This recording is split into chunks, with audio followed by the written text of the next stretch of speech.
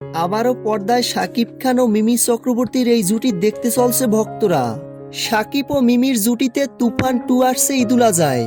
2024 সালে ঈদে মুক্তি পাওয়া শাকিব খানের তুফানের সাফল্যের পর ভক্তরা মুখিয়েছিলেন শাকিব খানের সিনেমা তুফান 2 এর জন্য। খবর অনুযায়ী 2026 সালের নভেম্বরে শুটিং হবে। মিমি চক্রবর্তীর সঙ্গে শাকিবের জুটি ফিরছে এবং 2027 সালের ঈদে প্রেক্ষাগৃহে আসছে সিনেমাটি।